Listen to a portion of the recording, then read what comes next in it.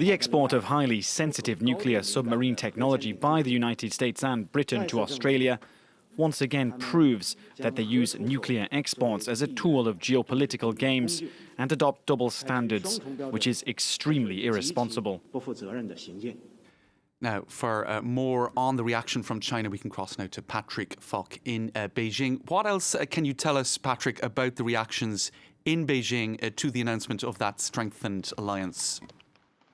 Well, we heard a little bit of it just a moment ago, but also China's ambassador to Washington said that countries really shouldn't be creating these exclusionary blocks working against the interests of third parties, and also said that the alliance needed to drop its Cold War mentality and to drop its ideological bias as well. But, you know, some of the reaction from France is interesting, because you do wonder how Beijing might react to that. We haven't heard any specific response to what Paris has said so far, but you wonder if Beijing might try and use that to its advantage.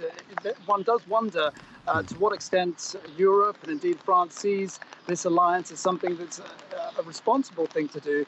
There is a big question mark as to whether or not this does bring more regional stability, which is what the alliance says it's aiming to do. But a lot of people might argue that this sort of growing arms race will do exactly the opposite, just as we heard from the Chinese Foreign Ministry a moment ago. Although one might say, and this argument has been made, that of course Australia was already in this deal to build submarines with France already. So in that sense, that doesn't change an awful lot, although one would say that it does potentially give it much greater military capability. Right, well, you said it, there are not necessarily a huge amount of shifts in alliances, but there is increased sabre rattling on both sides. What are the implications for regional stability viewed from Beijing?